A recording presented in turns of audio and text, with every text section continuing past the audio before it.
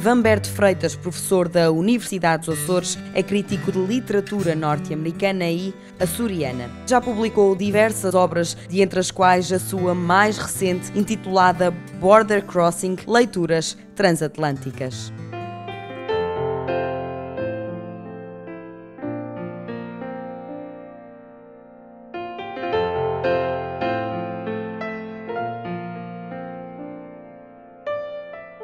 Quando é que a literatura entrou na minha vida? Entrou muito cedo, na minha adolescência das Fontinhas, nas Fontinhas ainda, em que eu já esperava ansiosamente pela biblioteca itinerante da Gulbenkian, onde lia todo o tipo de livros, especialmente aventuras, etc., o que um adolescente naturalmente lê.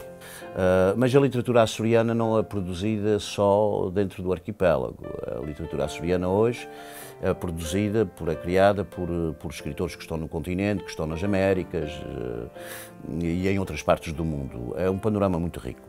A literatura diaspórica está dividida em duas correntes. Uma é aquela que foi produzida, escrita por imigrantes de primeira geração. Que ainda estão, a maior parte deles ainda estão no ativo, alguns são originários da Terceira, outros aqui de São Miguel, de várias ilhas. E depois já há a corrente dos luso-descendentes, que a partir da década de 90 começam a entrar nas faculdades do seu país e a manifestarem-se culturalmente dentro da cultura norte-americana. Só que, mesmo sendo uma literatura escrita em inglês, todo o seu referencial, uma grande parte do seu referencial, tem a ver com as memórias ancestrais desses escritores. Não só memórias pessoais, são memórias que lhes foram transmitidas através do que lhes contavam os pais, os avós. Portanto, transmitiram-lhes uma cultura quase antropológica que eles depois transfiguraram numa literatura extremamente erudita e sofisticada. Ao contrário do que dizia o Fernando Pessoa, a minha língua é a minha pátria, a língua não é o único fator cultural que é a nossa pátria. Isso é muito complexo e mesmo escrevendo em inglês eles perpetuam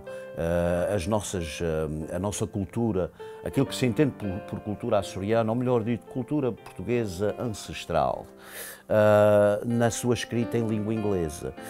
Isto é, estão a perpetuar a Portugalidade, a açorianidade nestes países de língua inglesa através da sua própria língua. Isso é muito comum. E ainda numa outra sessão cultural há poucos dias falámos nisso. Perguntaram-nos se os jovens açorianos sentiam uma forte identidade açoriana, à qual eu respondi que achava que sim.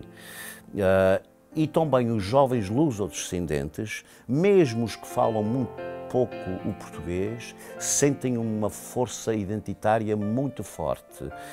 E, portanto, essa sua literatura, seja na ficção, na poesia ou até na dramaturgia, reflete essa identidade que eles cultivam cada vez mais. Por duas paixões.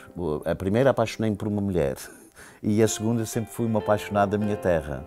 Portanto, quando estas duas paixões se conjugaram, o meu destino estava marcado. Não é? E voltei para os Açores porque, na altura, eu acreditava que Portugal finalmente tinha encontrado uma estrutura socioeconómica e política que nos permitiria viver uma vida com dignidade. Em termos materiais, em termos culturais isso permanece. As coisas agora estão um pouco mais complicadas, mas eu sempre pensei que um dia voltaria aos Açores. Voltei em condições ideais. Os Açores ofereceram-me tudo que eu valorizo na vida, de modo que o meu regresso foi muito feliz e não trocaria hoje os Açores por terra nenhuma no mundo. Os autores açorianos, sim, estão fazendo história e sempre fizeram história. Vamos ver, por exemplo, a partir do século XIX, aqui de São Miguel Antero de Quental, fez história.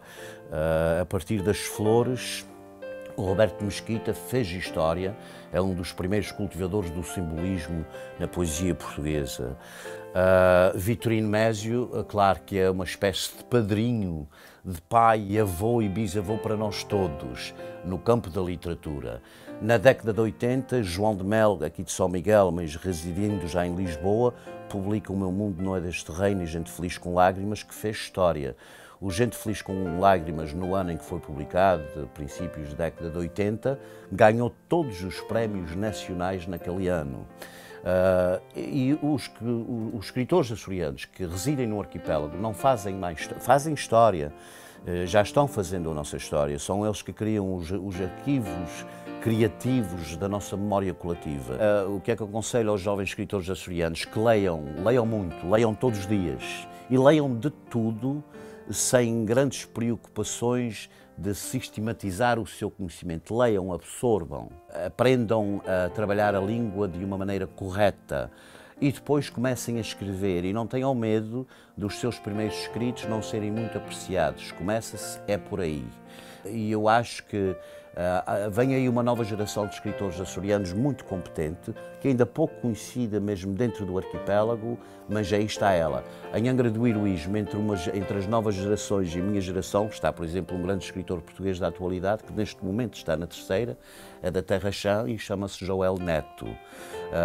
Alexandre Borges, que também é da terceira, por acaso da Angra do Heroísmo, está a dar boa conta de si, não só na literatura, como eu sei que ele é roteirista também. O seu irmão, como sabem, é uma figura da televisão portuguesa que também escreve. O Nuno Costa Santos, que é aqui de Ponta Delgada, também está a dar uma belíssima conta de si. E há jovens que estão a residir nas ilhas, não são ainda muito notados, mas nós sabemos que eles já existem e são grandes promessas.